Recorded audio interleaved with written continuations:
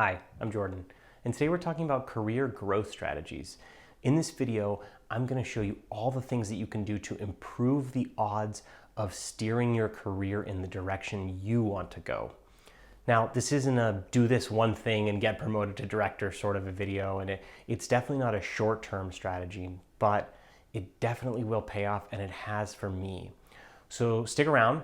I'm going to show you how to craft your story. We're going to go over tactics you can use to find companies that are valuable to you. We're going to talk about how to reach out to people, to network with them. We're also going to talk about the way that you should chat with new people and how you should meet them and some strategies there. And then we're going to wrap it all up and sort of tell you how this strategy can help you grow in your career. Great. So let's talk about the most important thing before starting any of this. You must understand your strengths, weaknesses, opportunities, and threats. This is just like a business analyzes how they're doing. So for me personally, my strengths are I'm a self-starter. I bought the camera, I bought the lighting setup, I created jordancrawford.com to help people with their careers. I did all that on my own. Now the flip side of that, my weakness, is that I don't like being told what to do. It's really, really hard for me to take someone's direction when they say, go do this. I'm very much goal-oriented. Go solve this problem. That's what interests me. So those are my strengths, my weaknesses. My opportunities that's what I'm going to talk about in this post about how to increase your opportunities. And threats are other people with more direct related experience if I'm looking after a particular job. But this piece doesn't really apply to you in the context of career growth. So you need to look at yourself as an objective third party. And the way you can do this is ask your friends especially that you've worked with, to give you some unvarnished feedback, right? They should be able to tell you exactly how they feel about you without worrying about hurting your feelings. So, and if they're really good friends, they will do that, even though it might be hard to swallow. It's going to be useful for you.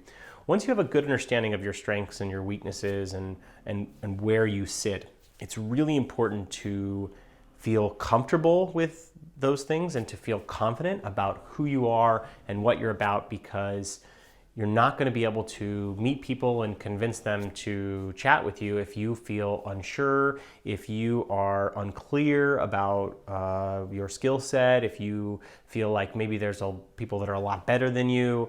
Just feel comfortable with where you're at and get a really good third-party look at that from having your friends help you. And this is a career growth strategy that will be useful for the rest of your career. No one knows what they are doing. The trick is to feel comfortable with the things that you have learned and charge forward and learn and be open to that learning. The second piece that I'll say in terms of how you can really grow your career, especially when you're thinking about interviewing or talking with other folks inside your company or out, is have your story down. So I adjust my story, my career story, depending on who I'm talking to and the opportunity I'm looking at. So for example, I recently reached out to a company called VanMoof, and they're an e-bike company that has built the Tesla of e-bikes. And I worked at a company called Better Place, and they were an electric vehicle company. So I really told my story about how I love electric vehicles, I'm really into the electrification of transit, and I spent more time on that portion of my career than some of the other things that are a little bit less related to clean air and electric vehicles. So really have that down, be able to quantify it in numbers. I've got a great career growth post about your resume specifically and how you can structure the telling of your story within the context of your resume. So that's going to hopefully really help you out when crafting that story. So great. We've got 2 career growth tactics so far. First, we're going to be confident about who we are and what our skills are and where our weaknesses are and address that directly. And then the second is we've got our story down pat. Now it's time to look at companies in your city that are doing the things that you're really interested in doing. So I mentioned VanMoof. There's another company called yours.org that's making this thing called the Money Button that'll allow you to make micropayments across the web with cryptocurrency. Super interested in that company. And there's a handful of other folks that are doing just really compelling things in San Francisco. So I really encourage you, if you want to grow your career, you need to network with people that are where you would like to be, working at companies that you would like to work for. So the first step is, in my case, I'm going after startups because that's the environment that I like. So I'm going to go to yclist.com, which is a list of all the companies Y Combinator has invested in. Maybe I'll go to First Round Capital's page of their companies. Sequoia Capital, and look at their companies, 500 startups, and sort of compile that list. And I'm just browsing really quickly. Is this a company doing something I'm interested in or not? Just put together a quick spreadsheet. In the post, I have a whole other video about how to outsource, which will help you allow outsourcers to do some of the not the qualification, but the enhancement of that list. So if you're looking only for companies that have raised X amount of money, I don't know why you would do that, but maybe that's important to you. You can have an outsourcer go and pull that information for you at a really, really inexpensive rate. Great.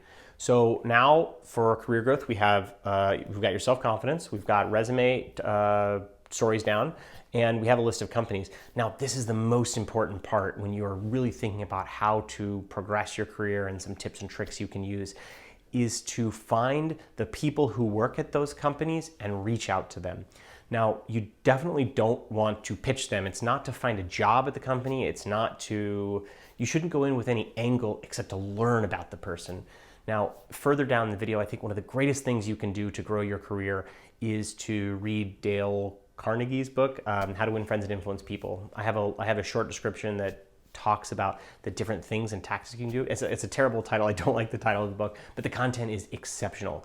And the key here is to find these people and just reach out to them. Send them a cold email. Now, when you're structuring your cold email, you really want to make sure you've done your research. You want to know who they are, what stuff they posted online. You want to have read through their LinkedIn, and you want to craft one email per person. And your whole goal is just to chat with them. Ideally, you want to meet up over coffee because that's going to allow you a better venue to tell your story. So the cold email might look something like this. Hey Jordan, I saw your work at Cinema Scout and jordancrawford.com, and I really loved how you have helped Brad find a job in marketing. I'm looking for a job in marketing too, and I noticed that you helped him with his resume and you gave him salary negotiation tips. I was wondering if we could have a quick chat. Wow, that's a really powerful email, and if I was in a position to be able to help your career, I would totally respond to that email. And career growth is not just about doing well in your job and pleasing your manager. It's about the ecosystem that's around you, and again, improving your odds of being able to land a job at another company, improving your odds to be able to move departments, improving your odds by knowing the things that other folks that are in the positions you want to be understand already. So again, the trick is to just reach out to these people and to ask them for help. Now, there are 3 different ways I would approach this depending on the size of the company. So if it's a super large company, let's say you want to work at Tesla, or you want to not work at Tesla, you want to meet with a marketing manager at Tesla because they're doing a job that you want to do in the company that you're interested in. You wouldn't want to email Elon Musk. He's not going to reply. Even if you get his executive assistant to help you out, that's not really the best approach. The best approach is to find the person, like maybe a director level or a manager level at a large company, and reach out to them, because chances are they don't have a lot of folks reaching out to them, and you just have a much better chance because you want to do something in their field, and you can appeal to them and say, Jordan, I've been really impressed with your work at Cinema Scout and I want to start my own company. Can you help me? And people love that. They love to be able to share their expertise. So that's for larger companies. For mid-sized companies, I would target C-level, but maybe not the founder. So if you're looking at 50, 60 people, I would, again, focus on like maybe the CMO, the head of marketing, someone that can help you, but is not overwhelmed with maybe requests or is busy running the business. If you're looking at really small companies, like 10-ish people, definitely go for the founder. They're going to be able to provide you the most context about where the business is at, how you can help, etc. And this is if you're working on growing your career, one of the best things you can do is to expand the stories that you tell. And I've done that by creating videos like this, creating jordancrawford.com, cinemascout.com, and I built a bunch of other products. And you can do this just by helping other people, totally for free. Don't worry about money. The experience you'll get is invaluable. So let's say you were trying to learn SEO, right? What you would do is I would reach out to an SEO expert like HubSpot, they're exceptional at SEO, or NerdWallet, and reach out to the manager there and say, hey, I'd love to write a post for you. Could you train me on how to do SEO? I'll write it totally for free, and I would just love to learn from you. Now, you're going to be able to use that story not only to help you in your career, but now you've worked with someone, you have provided them value. And so if you want to work at HubSpot, maybe eventually, you're going to say, hey, Dale, I was thinking about working at HubSpot. Would you have a conversation with me about what it is like to work there?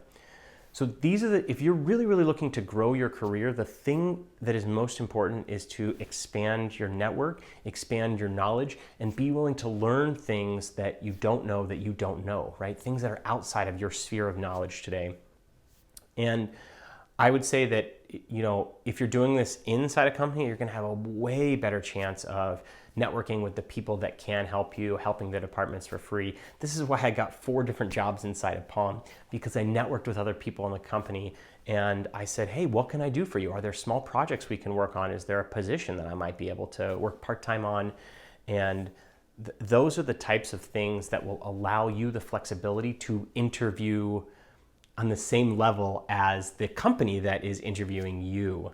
So if you really, really want your career to grow and to expand, increase your stories, work on your confidence, think about how you pitch your resume and your experience, go out and network with people totally selflessly. Don't try to get something out of them. Don't try to, don't go after a company that has a job that you want necessarily. Don't even look at the jobs page. Just connect with the person and be a person to them. I can't stress this enough.